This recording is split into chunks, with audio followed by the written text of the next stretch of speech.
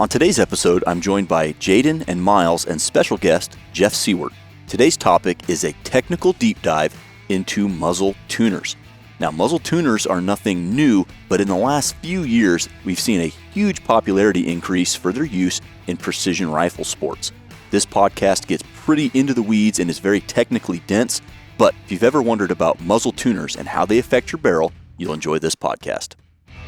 I'm Joyce Hornady. You might say accuracy is my business. I make bullets.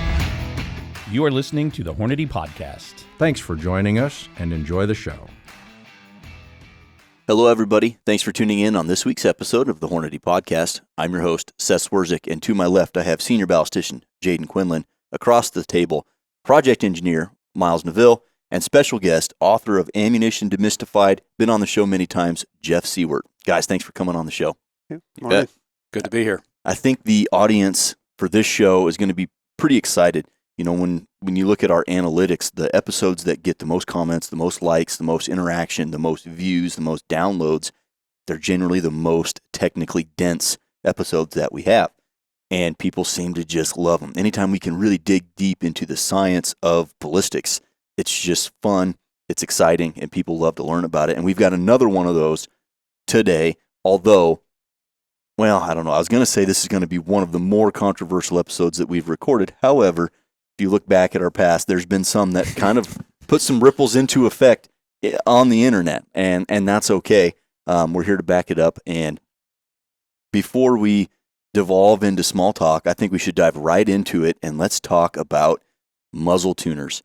Those things are relatively new in large scale. You know, we saw 0 of them, and then you go to a PRS match now, a lot of tuners going on. Mm-hmm. And I feel somewhat skeptical in some aspects of it, and I've never used one, never wanted to use one, and I'm excited to hear what you guys have found through your testing to really dive into muzzle tuners and what the efficacy is, and not just muzzle tuners, just anything that you strap that has a weight to it. Any weight that you strap to the end of your muzzle. I'm excited to hear what you guys have to say about that. So how I would like to break this podcast up into kind of digestible chunks, let's talk a little bit from you guys about muzzle tuners, muzzle devices. And then, Jeff, I want to hear from you on the testing that you've done on the simulation side, because I think that's really valid. One, to hear, okay, here's what this really sophisticated calculator says should happen. And then I'd like to shift gears into, okay, we've shot this a bunch, what actually happened, and to see if those two things line up. So muzzle tuners, I'm guessing they're not brand new, but we've certainly not seen their popularity rise until the last couple of years. But tell me what I don't know and what the listeners may not know about muzzle tuners. Yeah, I mean, they've been around quite a while. Oh, yeah, the concept is not new at all. Yeah. Like there's even the old Browning Boss muzzle brakes were adjustable. You could, set screw those in and out. But the concept basically is that, and I've heard several, the I guess the most popular one is that basically you have add a mass to the end of the muzzle, to the end of the barrel, and that manipulates more or less the mode shape, the vibration, like the vibration pattern of the barrel to put, I've heard both ways, either a node or an anti-node at the muzzle, basically either to keep it from moving or to put it in the point that is the same pivoting, movement, not moving, motion, but is pivoting.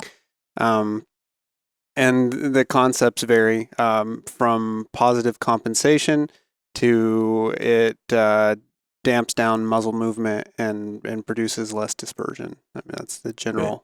So the goal of the tuner is to reduce dispersion. Yeah, either to reduce dispersion wholesale and make smaller groups, or to positive compensate and tune for some vertical to get your vertical, your slow shots go high, your fast shots go low, and then they come back together at some determined range. Allegedly. With some percent efficiency, yeah. Okay. Well, the word tuner is important to break down too, because that insinuates that there's some sort of adjustment mechanism that's built into the thing to allow you to tune it, tuning meaning better or worse than, kind of a stronger or weaker signal, you could think of it as. Okay. And you see that with the majority of those devices, even the old ones. I think of if you've ever went to a gun shop and you see a rifle, laying up against the rack that's got some sort of like big black kind of rubbery thing. Oh, the limb saver. Right. Yeah. Well, that thing sitting on the barrel. Yeah. Yep. I mean, that's an old method. And that one was to move up and down the barrel, and that rubber would help to damp any harmonics that occurred at a certain, position on the barrel. And then like you have the old Browning Boss, which was an adjustable muzzle brake. And then the more popular tuners that, you alluded to earlier that are kind of more tailored to the precision shooting world come in the form of something that you attach to the muzzle, generally by the muzzle threads, and it has some sort of adjustment of weight of the thing. Usually there's like a sleeve that is threaded, and it can move forward or backwards, which kind of changes the center of gravity, I guess, of the device itself attached to the barrel. So I think in discussing tuners, it's important to talk about that, because the other thing that we'll end up talking about is not only the efficacy of the adjustment of the tuning ability of the mechanism itself, but also the effect of it on and off, and which one is greater. Oh, okay. Yeah. That sounds I'd good. like to stick my 2 cents worth in here. Basically, what an added mass can do is one of 2 things. Either change the cross velocity or limit the pointing variability shot to shot to shot.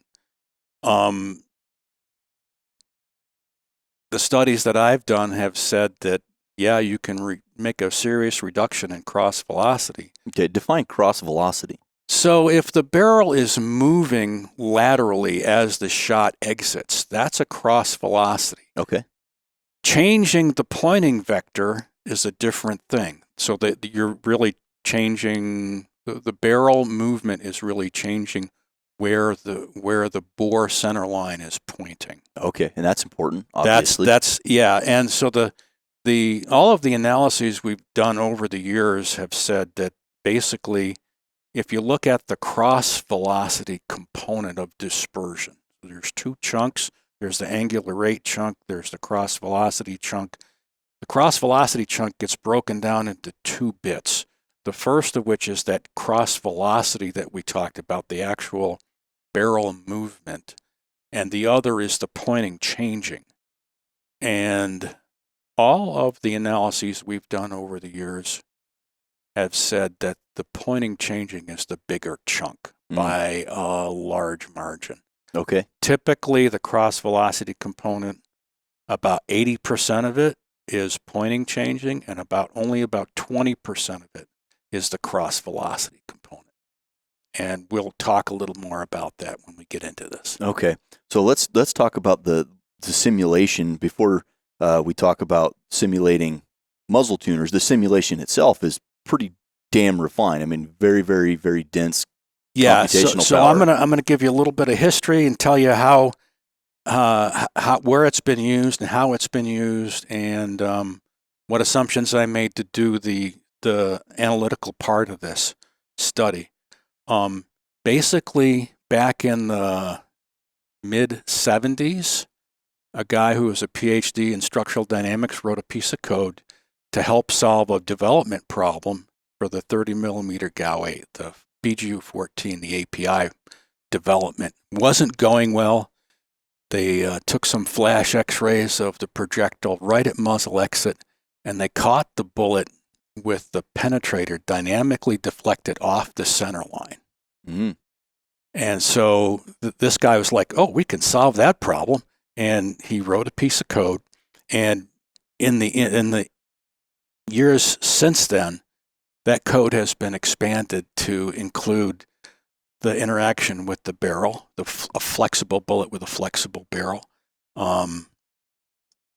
It's been expanded to include muzzle velocity, pressure time curve variability, initial position of the projectile variability.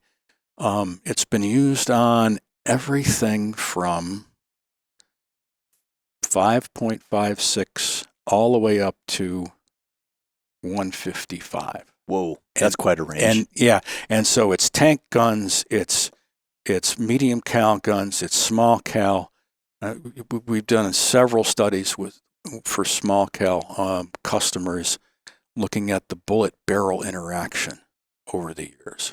So it's proven that that one piece of code that now has been just really expanded on, and it's valid. Yes, in the 50 years since it's been written, we've used it on about 50 different projects. So it gets pretty frequent use, Mm-hmm. and we're always looking at what the results say.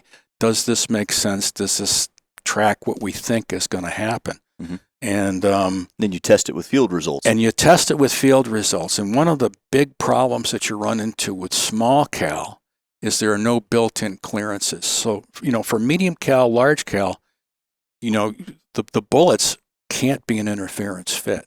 For small cal, that's a different story. And as a result, you have to make some numbers, put some clearances in, see how does the analytical machine tell you how this thing is going to shoot. And sometimes you have to turn the knob a little bit. Okay. And what can it miss?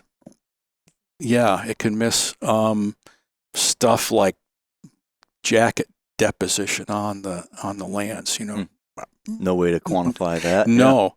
Yeah. The other thing, we'll get into it, but does the jacket wear? Sure it does. Can I put that in the code? It turns out you can. Oh. Turns out you can. By fooling the program and telling it it's a difference in land diameter. Oh, okay. So I actually thought that up during deer season this year. Slow deer season. Yeah. It was really slow, unfortunately. Yeah. So it's a sophisticated program that has been flushed out and checked against actual field results, that it is an accurate program within, a couple percent, it sounds like. When you have the correct inputs. Okay. When you have the correct inputs. The Hornady Security Fireproof Keypad Safe. With a heavy-duty 16-gauge steel body, extra thick 8-gauge steel door, and 4 1-inch diameter locking lugs, the fireproof safe achieves a fire rating of 30 minutes for up to 1,400 degrees Fahrenheit. Both the interior and adjustable shelf are covered in a protective carpet that offers flexible storage configurations while safeguarding valuables from damage. The Fireproof Keypad Safe from Hornady Security. So with the qualified program that helps with this really deep analytical stuff, when you apply muzzle tuner stuff to this program, what were some of the initial results that you were able to get? So we evaluated a lot of different things. I'd like to talk a little bit about what the baseline is. Okay. And give people an idea, kind of what the analysis is based on. Okay. So what I simulated was a 24-inch long barrel, 30 caliber. It's kind of a sniper taper. It's 24. 1 point.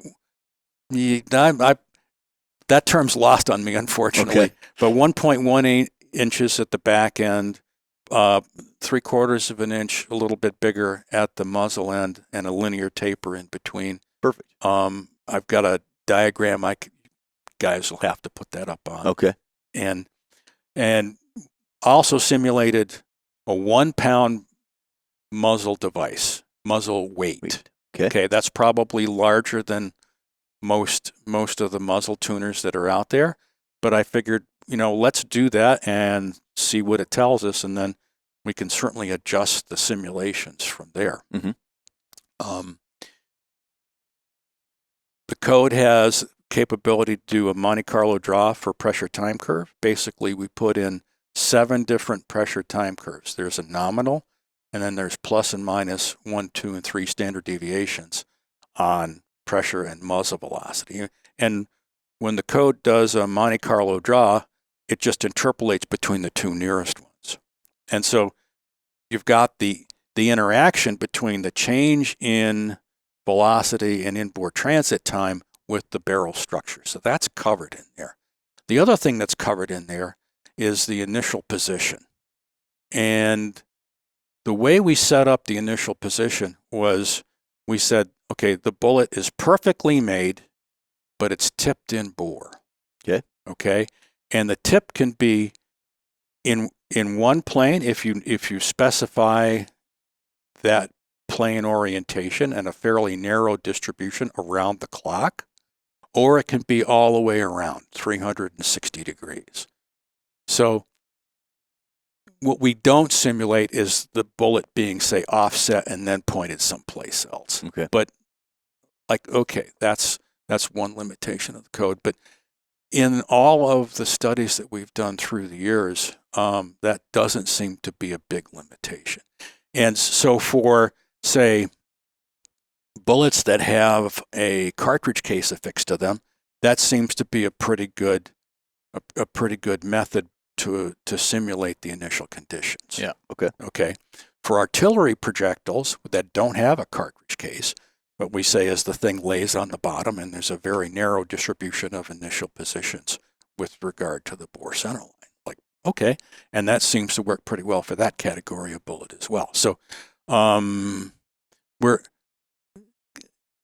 provided you can define the system we're working in, I think we can do a pretty good job of estimating how the bullet starts in the barrel. And the simulation has told us that, gee whiz, if you've got 360 degrees and still just a narrow window of angle, you get larger than desired dispersion. So if you want to get dispersion that replicates what we see in testing, we have to really narrow the initial pointing vector of the bullet as it starts out and limit the variability in the initial tilt of the bullet with respect to the bore axis. Yeah. So a thing that we've used over the years called the jump equation. You're familiar with it. I'm sure you're familiar with it. No, he says. No. Okay, it's in the book. It's ammunition demystified. It's in the book. Okay. Yes. Well, then I am familiar. But Okay. So that equation does a really good job of predicting the dispersion for medium and large caliber bullets that are spin stabilized. Long rods out of a smoothbore, not so good, provided, not so much provided, but because there's no spin rate. Mm-hmm. Okay. So things that matter in the spin stabilized system don't matter quite so much for a fin stabilized bullet. Things like the inbore clearance between the ID of the barrel and the OD of the bullet, that's not such a big deal within a smoothbore system. Okay. Like, okay. In small cal, it's still applicable, but the inbore clearances are not so easy to define. So once you get to small cal dispersion, those dispersion numbers are smaller than medium and large cal by almost an order of magnitude. And certainly a factor of 5 or 8. So the sort of dispersion that we see with small cal systems is actually very, very good. And as a result, everything matters. Mm-hmm. So that's one of the reasons that the barrel tuners seem to be able to help in some instances. The numbers that I've made over the years in terms of what sort of group size do small cal systems shoot, what sort of drag variability do they shoot, what sort of inbore angle is evident in recovered bullets, then the inbore angles are pretty small, on the order of 0.03 to 0.04 degrees. Pretty minute. Pretty tiny, yeah. And so it's like, well, how can that have such a big effect? That inbore angle gets multiplied by the spin rate of the bullet, which is usually a pretty big number. Mm-hmm. And so that means that the initial angular rate, the disturbance of the bullet as it leaves the muzzle, can be fairly large. And so that's where the majority of the dispersion comes from for small cal systems, is the wobble of the bullet as it exits the tube. Really? That's interesting to know.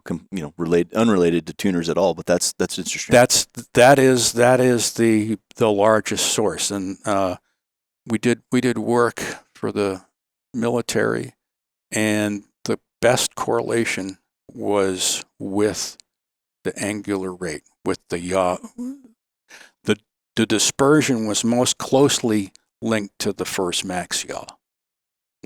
Okay, so one of the things that we did, there was a test that we did, I was involved with, that what we did was we took the bullets and we put them on a spin balancer. And so we measured the CG offset and the principal axis tilt of these bullets. And there was a couple of different assembly lines for the bullets, so there was things that were learned there. And then we took them and we fired them in a good barrel and in a less than good barrel. And we recovered the bullets and measured the length of the engraved sections. And we used that to compute the in-bore angle. At the same time, when we were doing that test, we flew the bullets through a series of flash X-ray. So we were able, and they're orthogonal, so they're perpendicular to one another and perpendicular to the flight of the bullet through them. And we were able to back into what's the first max yaw. And the first max yaw is directly relatable to what's the bullet angle at muzzle exit relative to the bore. So that's the thing driving the bus. That's what drives the disturbance. Okay. And so the angle that these things got to was actually smaller than we would have computed by looking at the recovered bullets. That's a bit of a head scratcher. To me, what that means is the bullet is oscillating in bore. Okay? And that's getting some plastic deformation. Elastic plastic. Right. Elastic plastic. So that's, from my perspective, that's evidence that the bullet can ballot in bore and can return to a position less than the maximum. So that is in fact balloting. There's one of the things we learned from that testing was the fact that, and again, military bullets, not lead core, copper jacketed match bullets. What we learned was that the as manufactured angles, principal axis tilt, was about a quarter of what we saw at muzzle exit. So what happens during the engraving process is more important, is a bigger swing than the manufacturing, which was a little surprising. Okay, so during the engraving or during the balloting, as the bullet interacts with a flexible gun tube, that's kind of the big deal. Okay. So that's the lion's share of dispersion. That's the lion's share of the dispersion. Anecdotally, that kind of makes sense to some of the stuff we've seen, where we'll test bullets in the lab that shoot so, maybe not so good, and then we'll test them in different barrels, and sometimes they awesome. They get better, yeah. I can take bad bullets and put them, they're bad bullets out of this specific barrel, and take those bullets and put them in a totally different barrel, and they're now good bullets. Yep. That's interesting. All right, so how can we transition now into taking what you just talked about and putting a muzzle tuner to it? Right. So what I did was I took this analytical model and I put the 1 pound weight at the muzzle and I moved it. There's the model has a lump mass beam element model of the bullet and the barrel, and I just shifted the added mass at the muzzle in 10% increments between the last two nodes of the barrel. And these are nodes where mass is concentrated in the lumped mass beam element model. Again, we'll have to have you put images in there. Yep, we can do that. And So it's really for me, it's the view from like 50,000 feet. What happens when you incrementally move that 1 pound mass over the distance of those two nodes? And what I found was and I looked at 3 different barrel shapes, and I did a whole pile of testing with the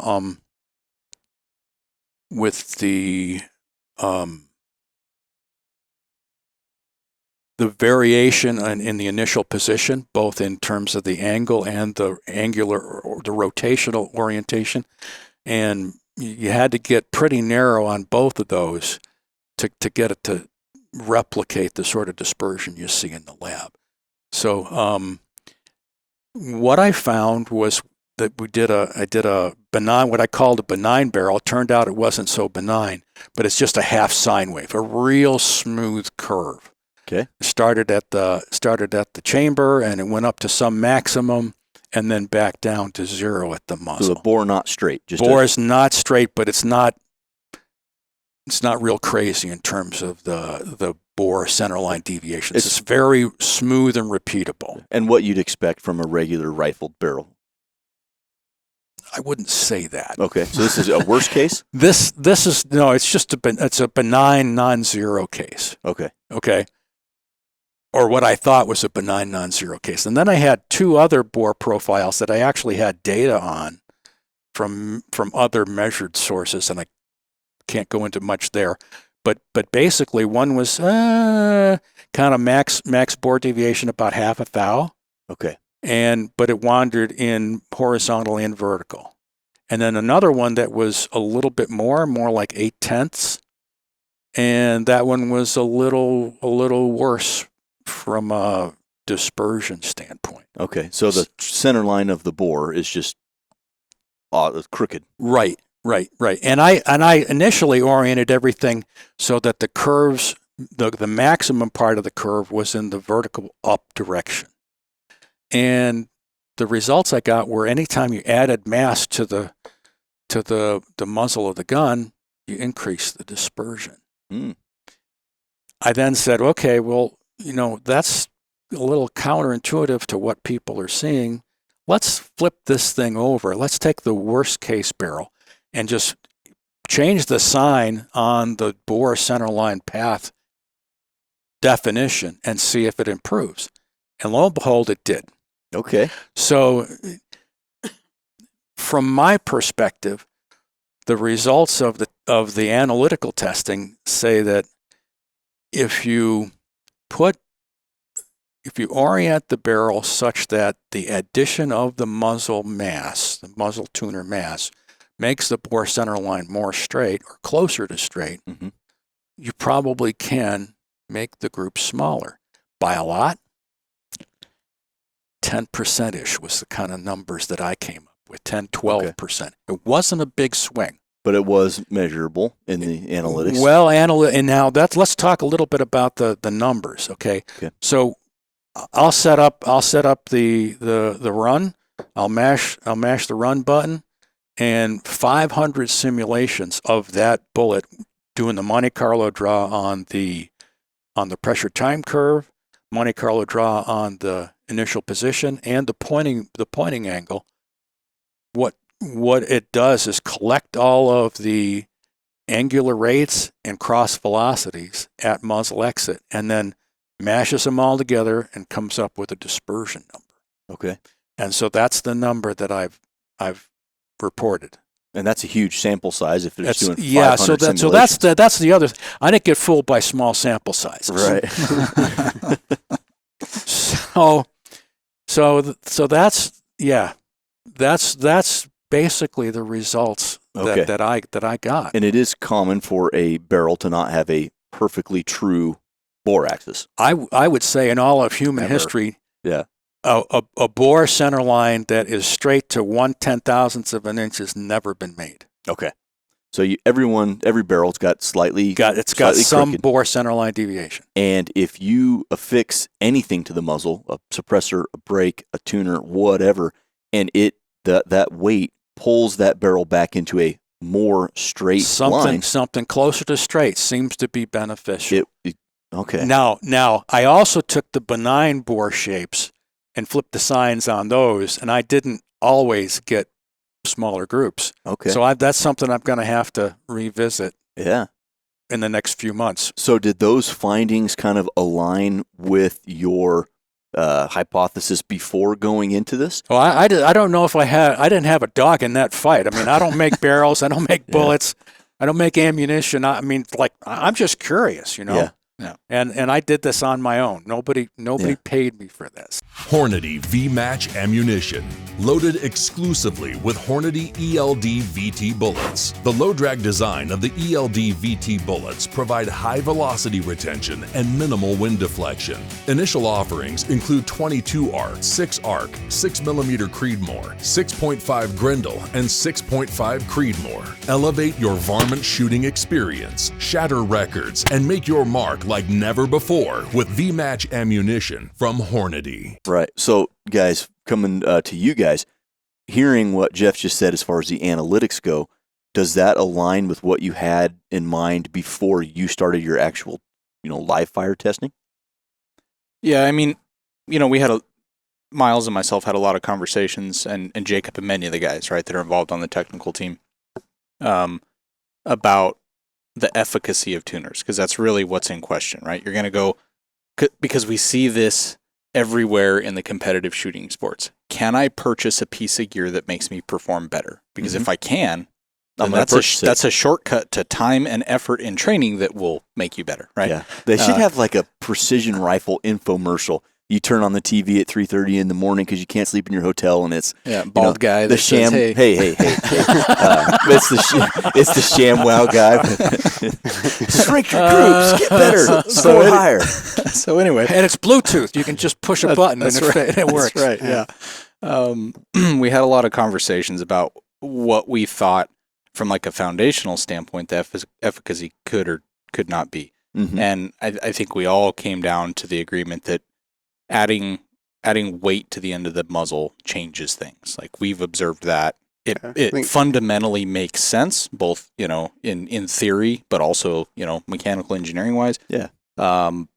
So the real question is, does the adjustment of the tuner allow you to do something? Now, when we did our dispersion podcast, you said and you're going to have to help me again, the wacky arm. Oh, inflatable wacky arm flailing tube man? Yeah, so we had talked about in that podcast how that barrel can move, and there's a bunch of pressure behind the bullet, and there's some dynamic things that can occur, right? Barrel motion is a thing. Absolutely. And so that needs to be considered. And so the question was, well, if the barrel is moving and you can try to influence that movement, back to your point earlier of cross velocity, then you should be able to make things better.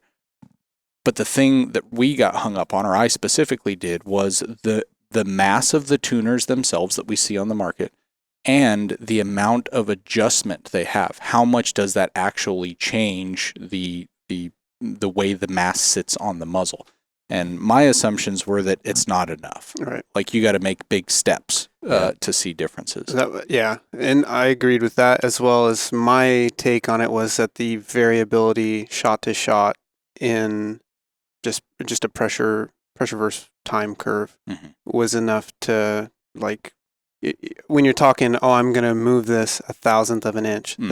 Or even 10,000. Most things are threaded 5H24, and 10,000ths of an inch of threads is... Right. So if I'm going to make this tiny adjustment, and that's going to consistently, through 50 degrees of temperature swing and through the just shot-to-shot variation that you see on an even extremely well-made ammunition, like hand-loaded, top quality stuff. Like, there's going to be a couple thousand pounds of pressure difference between those. Oh, so, absolutely. Yes.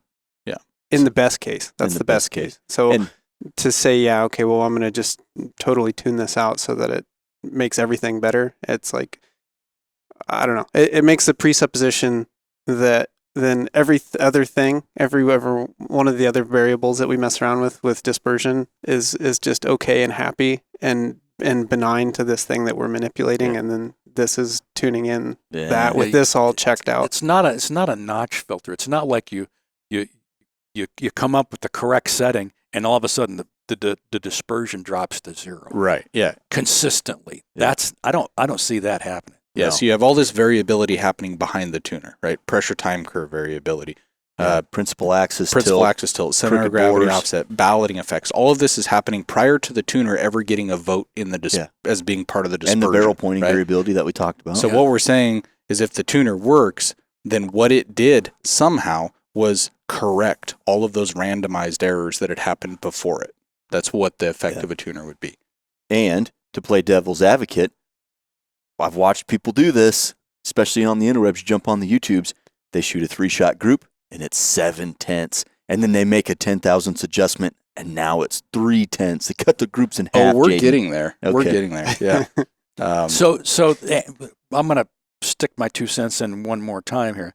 So to answer the question, does the addition of the weight on the muzzle affect the cross velocity? The answer is yes, Okay. absolutely. Does it affect the group size? Maybe. That depends on a lot of other things. But I want you to think about one thing. When you cram that bullet through the barrel with a bunch of pressure behind it, you have a big forcing function when it comes to moving the tube. True? Mm-hmm. So if you hang something on the end of the muzzle, where does that energy and that addition of that mass changes the cross velocity? Where does that energy go? It's got to go into the bullet. It's got to go into the bullet. And what's more elastic, the barrel or the bullet? I'm just asking the question. I'm going to let it. I'm not looking for an answer. I'm going to let that stay right there. I couldn't give you one. True? Is it true or false? I think the answer is C. Yeah. Beat me to it. Yeah. Well, that's fascinating stuff. Just a thought. Yeah. You know? Yeah. And I think before we get into the actual, live fire testing, I think one thing that is we could come as a conclusion this far into the podcast is hanging weight off the end of your muzzle will change things. Mm-hmm. Sometimes for the better, maybe for the worse, but it definitely does change things. And we're going back years ago now. Gosh, I might have still been working in engineering, but I walked up to Miles' desk and he's got textbooks open and something on his computer, and he's studying like resonance frequency for cantilevered beams. So you've been diving into this kind of stuff for years. Glad you remember that. Yeah, and it was over my head then. But the same conclusion. I mean, we might be going back 4 years now. Was like that frequency is a thing, and putting weight off something that's cantilevered will change things. No one is arguing that. And again, Jaden, you mentioned this. We have all experienced it. Everyone in the shooting world. If you put a pressure point in the end of your stock on your sport or contour barrel, if you put one of those rubber limb saver things on your barrel, if you put a muzzle device of any kind, suppressor, muzzle brake, whatever, you see point of impact shift, and you may have experienced greater or lesser groups, or you might not have, depending on how many things you shot. But we've all experienced that, so no one's arguing against that. And I think what I'm excited now to get into, and for the listener, I'm learning with you guys because now that I'm removed from anything technical, I work in marketing. Nobody tells me anything. So I'm excited to see these results in real time because I have my own thoughts of how things work. But I'm excited to see this and hear your, again, large sample size testing, not 3 or 5 shot or even 10 shot groups, but actual valid group size with the inclusion of moving things to those settings that are usually laser engraved on the tuner, which seem to be every 10 thou or in some cases every thou, which is just minute adjustments in my opinion. Yeah. I'm excited to see how that real life testing results that you're about to go over align with the balloting assessment that Jeff has done. Sure. Well, so what we did is we got a couple tuners, and I did most of the testing on it. And my goal was to test it the way somebody would use it, the way a listener that's contemplating buying a tuner or they already have one, how are they going to use this thing? The one that watched the infomercial by the bald guy that got suckered in with the Bluetooth tuner. Yeah. So I installed it per the manufacturer's recommendation, and I picked 3 different rifles to test this with.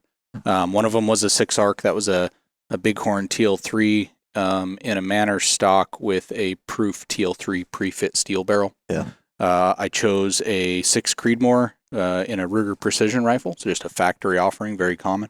And then I did a 7-twist 5.56 bolt action barrel, and I shot some different ammo through that, which we'll get to here in a second. But starting with the 6-arc and the Ruger RPR. The 6-arc I tested, I believe it was the 108 ELD match load, and the Ruger RPR was the 108 ELD match in the 6 Creedmoor. And what I saw between those two was not big differences between the tuners. So I'm going to skip that data for a second, and we're going to go to the 223 data, because I did them in this order: 6-arc, 6 Creedmoor. And when I got done with those two, I really didn't see much, right? I had made adjustments to the tuner, and I didn't see much change in the dispersion. So I thought, in the most complex scientific wisdom I've ever read, that if you wash clean dishes, they're not going to get more clean. So maybe the dispersion is so good with these as they were that the tuner isn't going to improve it in an observable manner, right? Okay. So let's pick something worse. So I got 55 grain FMJ bulk ammo and shot it through this 7-twist 5.56 bolt action. Good move. It was much, much worse Good. than the other two. So we have the chance to improve things, right? If you're starting with a bad baseline, maybe you can improve it. Yeah. Did you shoot baselines for the 6-arc and the 6 Creedmoor? Yeah, Okay. absolutely. Yeah, so we'll get back to those. So this tuner, I did this 5.56 test with. Everything was suppressed with the test. Now what I did is I shot 3-shot groups, because people are going to do that. But I didn't just do one and then adjust the tuner. I shot a bunch of 3-shot groups at that tuner setting, then adjusted it and shot a bunch more. So on this first test I did of 3-shot groups, I tested 3 different tuner settings, and I made pretty big movements of the tuner's adjustment. Full revolutions is what they were in the indexing marks it had. Now, the 3-shot groups, as you would expect from the sample size podcasts we did, varied pretty widely. Yeah, like 50 to 60% or So 60 to 70? with tuner setting 0, so this was the baseline setter of the tuner, the average 3-shot group was 2.34 inches. This is at 300 yards. All this data is based on 300 yards. Damn. Conditions were really good. So we're not getting crazy winds and all these other influences, right? I did all this testing on a good day. So tuner setting 0, the average 3-shot group size was 2.34 inches. The maximum was 3.6. The minimum was 1.0. A lot of variation there, right? I can get anywhere from 3.5 to 1 inch 3-shot groups. You put that 1-inch group on Instagram? I did. Yep. On the account I don't have. So then I changed it to tuner setting 1, which was a full revolution change from the baseline of 0. The average group size was 2.5 across 1, 2, 3, 4, 5. 23-shot groups. Wow. Okay. Well, the average of tuner setting 0 was 2.34. This one's 2.5. So is it worse? Did I make it worse? I don't know. 1/8 of an inch worse. Then I went another full revolution. So now I'm on a 3rd tuner setting. The average group size was 2.51. So across 3 different tuner settings, my average group size on 3-shotters really not that much different. Some may argue, well, that tuner setting 1 was smaller, so it's better. The point here is that the variability in a 3-shot group is anywhere from 1 to 4 inches. That's not stable enough to make a statement that one setting is better than the other. So we go to 5-shot groups. Well, with 5-shot groups, tuner setting 0 averaged 3 inches. It had a max and min of 2.6 and 3.9. Tuner setting 1, 3.2 inches. Min of 1.4, max of 6. Tuner setting 3, average 3.2. So all these averages are absolutely the same. 3.18, 3.21, 3.29. The variability, again, exists in a 5-shotter. We obviously know this. We did those podcasts about that. But that's what a shooter is going to be recommended to do. So I think at this point we have to address the fact that can you think you see an improvement with a tuner? Of course. 100%. If I happen to shoot, if I do it by the way I did it, with tuner setting 0, my first 3-shot group was 3.09 inches.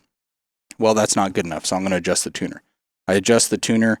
the group went to 4.4 inches. Well, that's worse. That's the wrong direction. So I'm going to adjust it again. Then it went to 1.49 inches on the third setting.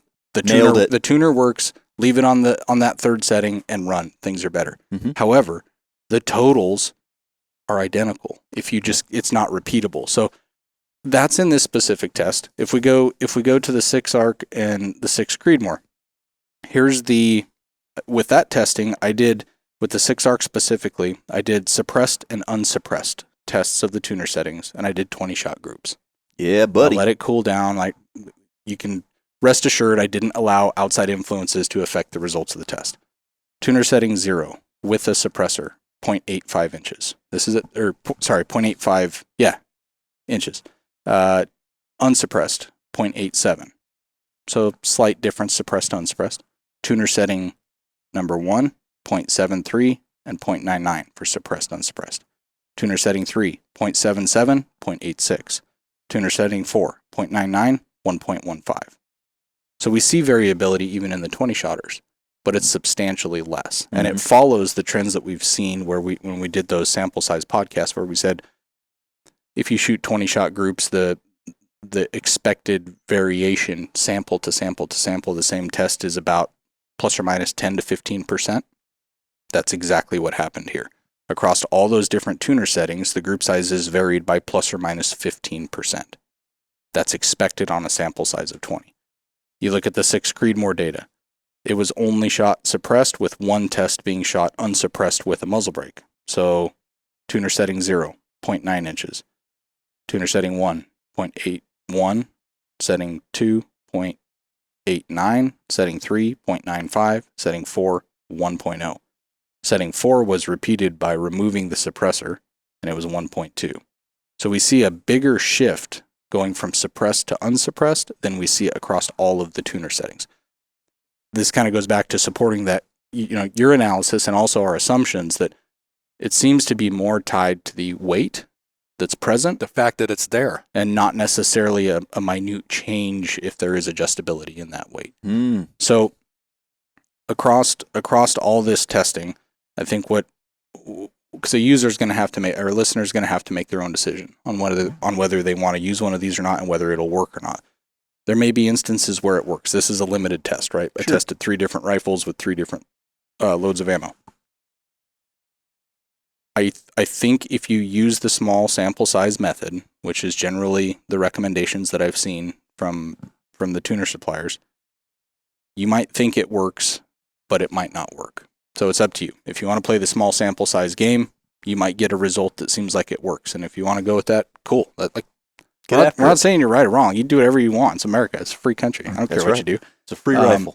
However, in a professional capacity, we can't make decisions based on that method, right? We're running a business. There's consequences from doing stuff from that standpoint. So we have to do it in a statistically valid of a way as we can. Ultimately, you would shoot all the shots possible out of every rifle in every tuner setting, and then you would have the actual answer, right? But we can't do that, so we're just kind of dipping our toe in. But the test data that we have shows that across those 3 tests, the tuner did not make changes to the result outside of what would be expected just from test to test to test of that sample size of result. The changes that we did observe that may be outside of that result were tied to the addition or removal of large weight objects, mainly a suppressor. Mm-hmm. Large weight in ratio to the weight of the tuner itself is what I mean by that statement. Interesting. So I guess at that point I would throw it over to Miles, because you've done some other testing, with the weight stuff, and I think that'd be a good time to cover that. Yeah. So this goes back to trying to make gas gun work for PRS. Do you recommend that? No. Yeah. It's a challenge. Yeah, and that's a separate. Yeah. Well, what were some of the challenges that you were facing that led you to, hey, how can I make this better? Okay, so gas gun is very picky in how you put the pieces together on the rifle. It's a lot more flimsy system, like aluminum receivers, I think, in general, and then you're putting the bipod, your connection to the ground, basically, whether a shooting bag or a bipod, is directly to a forearm that then directly to the upper right where it holds your barrel. And so Basically, if anything in there gets bound up, if your gas tube binds and is pressing against the upper, like you can see erratic flyers show up. If your gas setting is changed, you can see more erratic flyers show up. There's a whole litany of things that basically found on accident, but the main one as it pertains to this was that I had worked up a load with a 4-port muzzle brake, PRS, style muzzle brake, with 108 grain ELD match bullets. Had to go to a match that was suppressor only. Like, okay, no big deal. I've got suppressors, so I throw suppressor on the rifle and I shoot it, and that same load that was easily sub-minute of angle for 20 shots, like in that ballpark of like, okay, I'm happy with how this is shooting. Finally, I feel like I can take this to a PRS match and not have the rifle be the limitation. That then turned into like a 2.5 minute system as soon as I went from muzzle brake to suppressor. So sanity check, put the muzzle brake back on, back to being a 1 minute of angle system. Like, okay, well, that does me no good because I have to have a suppressor for this match, right? So I put the suppressor back on and then go dinking around trying different bullets because I have a powder that I want to use. So I go back and try different bullets. So going through different bullets, I find that I can take the same powder, same cases, almost the same charge weight with a 110 grain A-tip, and now I'm back into that sub-minute of angle category. And then just for fun, I throw the muzzle brake back on, and now that's like 1.75 to 2 minutes. And so then I get like real curious and go down in the lab and took basically every suppressor I own and every compatible muzzle brake that I own and shot them all for 20 shots with a fixed, ammunition type. And then weighed all of those and then got some collar shafts to put like right behind the muzzle device basically, and then modified a couple of collar shafts and got them all so that whatever combination of whatever I put on there weighed pretty close. I mean, not exactly but pretty close. And then shot all of those different muzzle devices just as they were, and then shot them all corrected weight to the heaviest one. And the dispersion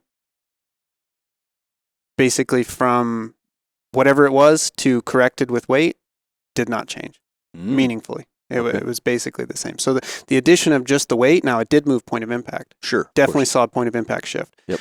And then so I took then the lightest one, which was the muzzle brake that I had started with, and then just did a stepping of shaft collars on the barrel.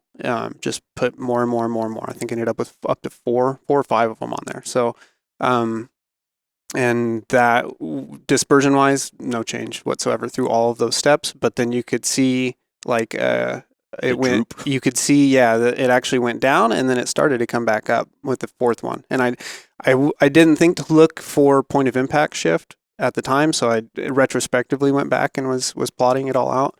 And it's definitely something I'd like to investigate a little bit further going forward. But yeah, it was just interesting. But the dispersion, as it related to muzzle devices, was distinct and repeatable, but didn't really seem to be affected so much by the mass of it. It's more just the fact that there was mass. Something else within the muzzle brakes and suppressors was causing that. So I tend to think muzzle exit gas flow maybe outweighs whatever benefit or whatever that you're getting from having the mass there.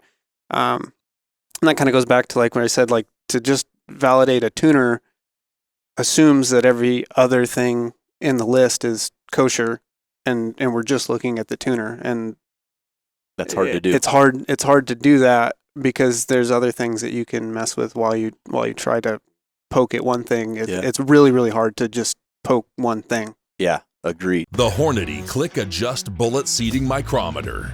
Precisely set bullet seating depth with click adjust in 1/1000th of an inch increments and easy to read graduations. It's a quick and easy way to achieve bench rest accuracy and consistency with tactile clicks, just like a click adjust scope turret. Easily installed on Hornady custom or match grade seating dies. Take your reloading game to the next level. with the Hornady Click Adjust Bullet Seating Micrometer. Well, let's assume that you have a bolt gun in a universal receiver and you can just poke one thing. Jeff, I think you did some work as far as how many shots it takes for it to make a 95% correct, or like, Yeah. So for a 25% difference in true dispersion. Now, 25%, in my book's a big swing. huge. That's 3/4 minute to a minute. Yeah. Takes you 40 shots, 20 controls, and 20 new items for a 25% difference at 90% confidence level. So you're wrong 1 time out of 10. If you want to bump that to 95% confidence level, it takes you 60 shots. You willing to spend that sort of resources to prove that change? Some people probably are. Some people Yeah. probably are, and they should. Yeah, if you're going to do it, you should. Absolutely. Yep. Absolutely. Now, is there something we talked about, whether it be a tuner or any sort of muzzle device, if you put it on there and it just happens to pull your bore center line closer to straight, then you reasonably will see a reduction in dispersion. Are people doing that in the gunsmithing world where they'll use some sort of indicator rod to find out, okay, where their center line lies, and then chamber it such that is... You're measuring the curve of a highway off of the start point and end point, though. Okay. There's nobody that live on the... That's a good way to put it. Yeah. That's a really good way to put it. There's no way that I'm aware of that anybody is realistically wholesale doing to... They might talk about it, but you're only doing your indicators on I mean, one like, end. I'm holding it here, and I'm even the guys that got the fancy chucks that can adjust angle and position here, and then they measure where that time's up, and then they'll try to time so that the highest point of the muzzle is at 12 o'clock. That probably does get the muzzle at 12 o'clock, but then everything in between here and there, who knows? No control over it. No way to know. So there's no way to know when you put that muzzle device on if it is pulling your true bore axis, unless you have, and maybe this is kind of moves the state of the art forward here. Unless you measure the bore center line prior, and the muzzle and the barrel maker stamps it with, put this end up. Yeah. When you clock it and made it up to the receiver. Yeah. I don't know anybody that's doing that. No, that seems pretty advanced. And yeah, the only thing I've seen done is I know Gordy Gritters used to index it so that if there was run out at the muzzle, it would be oriented up, and the purpose for that was to maintain more adjustability in the optic. So essentially, let's say if you indexed it muzzle down, then when you zeroed your rifle, you'd have to come up an extra half revolution to get it zeroed. Vice, when he would index it muzzle up, you gained a half revolution, say, just for general purpose. That's the only intention that I've seen people do that actually had like a result that meant something. Mm-hmm. So yeah, I'd love to see what Jeff's talking about. That would be really cool. I have seen laser measurement devices for small cal barrels. They basically position the barrel vertically, and they've got a long probe that goes down through the muzzle of the gun towards the chamber, and it maps the center line. And it's been a long time since I've looked at those. I can't tell you what the resolution is. It's got to be under 1,000 or it's not worth doing. Right. Yeah. I think we've got some friends in the industry that have one, and it's several tenths. And the machinery is like enormously expensive. Yeah. Mm-hmm. Or down to the 10th, rather. Yeah. I need to make a correction. I just realized when I was talking about all those different data points on the test, that was all mean radius data. Mean radius data. Yeah. Okay. So that's mean radius at 300 yards. Yeah, which for the listener, if you haven't, go check out the Mean Radius podcast. Yeah. That's something that you guys are using in the technical side of what we do at Hornady to assess things that's more useful than just extreme spread of group size. Yeah. Yeah, so go check that one out if you haven't. I'd like to say that I have on my website a paper on muzzle tuner madness. Okay, what's the website? Bulletology.com. Bulletology.com. Go check it out. And it explains in considerably more detail the sort of work that I did here. okay. And I think just from our discussion here, I've got a few more things that I've got to go look at. Yeah. And as I learn things, I'll be adding to that. Yeah. Well, and as you learn things, we're going to keep continuing to get you on the podcast as long as you keep coming through Nebraska. Okay. Because it's does us a world of good internally, and for our consumer, the really advanced hobbyist, the advanced, technical hobbyist, this is what makes the world go around for a lot of us, is understanding what's going on and really, a student of external ballistics and precision shooting. And this is always a pleasure to hear this kind of stuff. And one, to see, the advanced computational power that you have access to with that balloting program, and then to see it juxtaposed against these guys who are just down in the lab shooting stuff, but to see how they really align well. And it's neat to have access to you and to that program. Happy to help out. Another thing I wanted to say was, there's going to be a lot of comments about this subject and topic because there has always been, right? I mean, I think Miles tipped us off the other day in the lab to some forum thread or something where it was like Getting heated. violent. Yeah, it was crazy. But I don't want to discount anybody's experience because that's valid too, right? Yeah. However, I have not seen a statistically valid data set that supports them. The tuner settings. Yes, yeah, that makes it plainly evident that yes, that one adjustment with everything else being kept a constant had this net result. Everything that I've seen, everybody that I've talked to, it's all based on the smaller sample size stuff. And that's fine. Again, like if that's the route you want to take, it's understandable, right? Yeah. Ammo and time are expensive, barrels are expensive.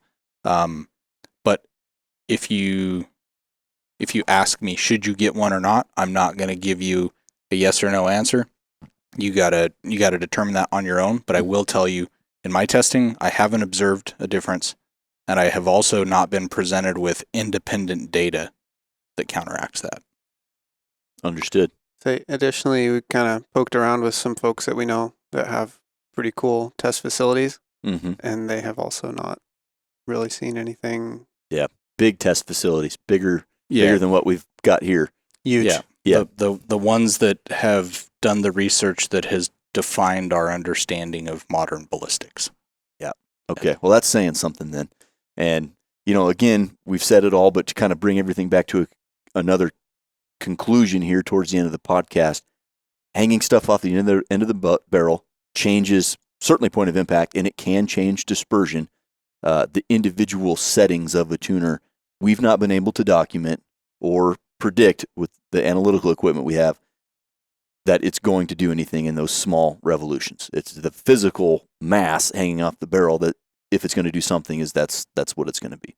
Yeah, I would say that's a fair assessment of what we've observed. And again, as with everything where we say stuff, we haven't tested literally every combination. Yeah. We know what we know. We've tested what we've tested, but we don't know everything. We haven't tested everything. Right. Yeah. It's within the limitations of what we've seen. And how many bullets did you guys expend on this test? Well, let's see. Give me a ballpark. For 6-ARC, I did 4 different tuner settings, suppressed and unsuppressed, 20 shots apiece. And then I did no tuner suppressed and bare muzzle. So that would be 10. So I did 200 rounds of 6-ARC. I did 120 rounds of 6 Creedmoor. And then about 300 something rounds of 5.56. Jeepers. I was in it probably about 200 rounds with my rifle. So you've got 700-800 rounds expelled to get to the conclusion of we've shot nearly 1,000 rounds, and you can hang stuff on a barrel and it makes a difference, maybe, but the individual settings don't make the difference. Not from what we saw. Yeah. And analytically, I'm like way north of 30,000. 30,000. And like we talked about at the beginning, the analytical assessments really line up quite well with actual field Yeah, results. so kind of the thing we would want to do next would be to find a barrel that's been measured carefully, clocked, Mm-hmm. put it in a receiver and shoot it and see if we shoot it with that orientation, it shoots better than if we rotate it 180 degrees. Right. That's what we'd want to do. Wow. Well, that's pretty crazy. And then when you mentioned time and money. So obviously that was your guys' time, and you guys get paid to do this R&D stuff.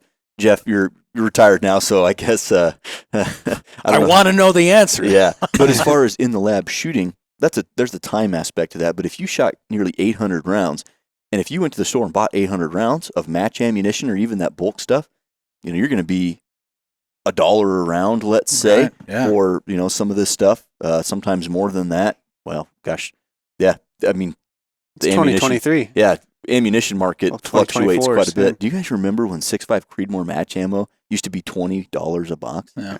It's crazy. So my point, though, is that there's a monetary value associated with this if the user, the listener out there, wanted to really put the pencil to the paper and find out with some statistical significance what their results were. Mhm. I mean, it's hundreds of dollars of investment, or north of $1,000 in some cases, depending on what you're shooting. Yeah. And that And- means something. And there's going to be some anecdotal points brought up of, well, I see these guys using tuners in competitive natures, and they perform really well.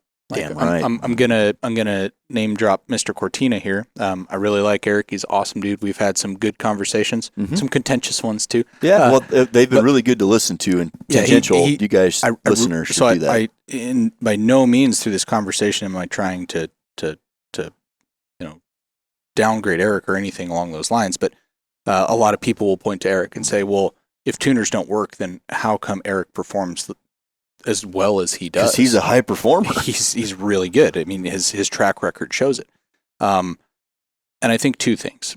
One, he's using really good components across everything, including and the tuner's thrown in there with that, right? Mhm. But his bullets are good, his powder is good, his loads are good, his cases are good, his barrel's good, his action's good. All that is Yeah. good. Gunsmithing is good. That's going to bias you towards good performance. Yeah, it's like I've been saying it since we started podcasting. You build a race car with race car parts, you end up with a race car. Yeah. And now the other part, though, that I think is valid that we don't think about a lot is, let's say I'm just the average guy, and I look at that guy that's using the tuner that performs really well, and I've got it in my mind that they work, and if I buy one, it will make me better. That I have a biased position to that idea. I buy the tuner, I put it on the rifle, and I do this exact test here. Tuner setting 1 shot a 3-incher, tuner setting 2 was 4, and then tuner setting 3 was 1.5. Yeah, Found buddy. it. I leave the tuner there, and I go shoot competition. That process built in confidence, right? I had a bias. I confirmed the bias by the use of the tool. It produced a better result from the simple observance there. And I took that result and I ran with it. I've seen over and over in competitions, whether it's shooting or just any competition at all, Sports in general. the level of your baseline confidence going into that competition can and usually will have an effect on the performance. Yeah, I've been a huge fan of placebo effect my whole life. But, in the sports science thing and supplements and now in shooting, if my mind tricks itself into performing better, great. Absolutely. I don't care if the supplement worked or not. If I got the benefit of it, whether it worked or not, because my mind is tricking itself, thumbs up. It still worked. Yeah. And same thing here. There's several top, really, really good PRS shooters that we've talked to and tried to tell them about sample size, and they don't want to hear it. They want to hear it. They're Because like, they you might be right. I don't care. I want to know my rifle's a laser beam. Yeah, I want to assume every time I pull the trigger, it shoots the same bullet on top of the same bullet on top of the same bullet, one hole at every distance, and then they never have to question their equipment. Right. And if they miss, it's the nut behind the bolt.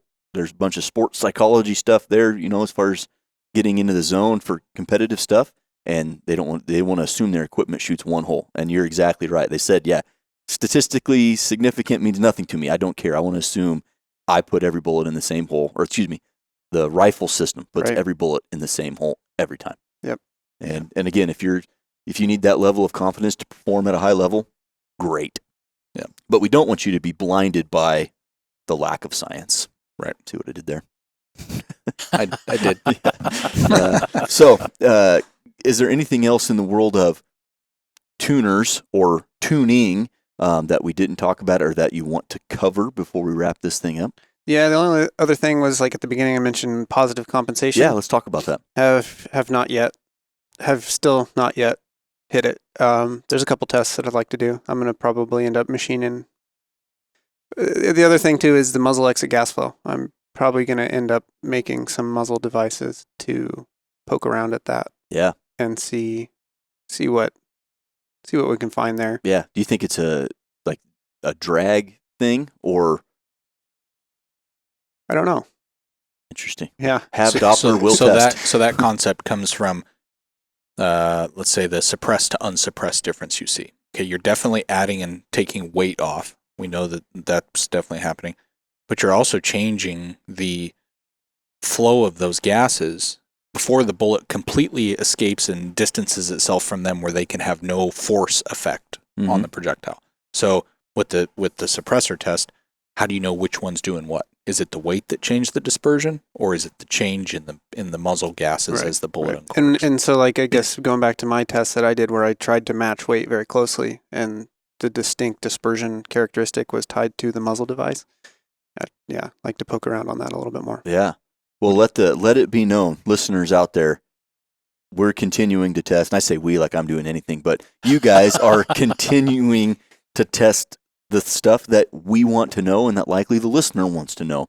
It's not like you're out there trying to discredit anything. You're trying to find out, is there something I can do to give me the competitive advantage? And that benefits everybody when you take those test results and get them to, the masses via podcast or going to the matches and talking to folks. Yeah. So, yeah, let that be known that you are always testing, and that's much appreciated. Yeah. Give a special guest the last word. Probably. Jeff, thanks for coming on the show for sure. We always love having you. Thanks for having me again. I really appreciate it. And let's see if we can't do a repeat. Yeah. On the way back through. Yeah. Hey, that sounds good. Is there anything else as far as muzzle tuners or tuning that you wanted to leave the listeners with?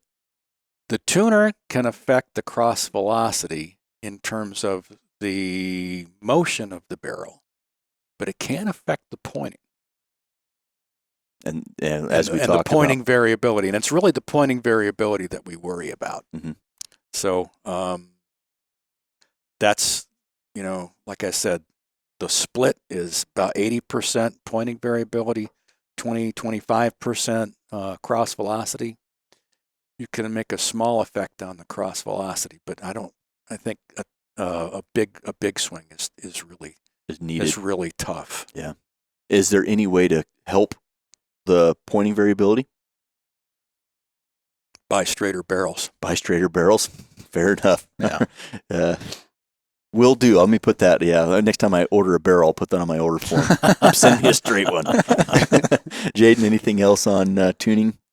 No, it'll be interesting to see how this is received. Again, we're slightly privy to some of the conversations that happen out there, and this is a contentious one. So it is. Can't hardly wait. I've got a lot of very close friends that swear by tuners, and I'm not going to distance myself in our friendship because of that. I got no problem with it. We're just telling you what we found. Yep, exactly right. We're not telling you what to do. We're telling you what we found. Yeah, exactly. Good way to put it. Guys, anything else? Nothing? All right. Good. Thanks for coming on the podcast. Jeff, especially, you really appreciate working us in. And guys, I know you're super busy in the lab all the time. So again, thank you. You bet. Mm-hmm. Absolutely. Guys, hopefully you enjoyed this podcast about muzzle tuners and tuning a barrel. We'd love to hear what you have to say. This is what we found. But if you've experienced what we've experienced, or if you've experienced the exact opposite, drop us a comment here. We'd love to hear about it, or email us at podcast@hornady.com. And again, a special thanks to Jeff Seward, our guest today. Check him out on his website at bulletology.com and his book, which is available on Amazon. That's Ammunition Demystified, the non-Bubba's Guide to How Ammo Really Works. We hope you enjoyed it. We'll catch you on the next one.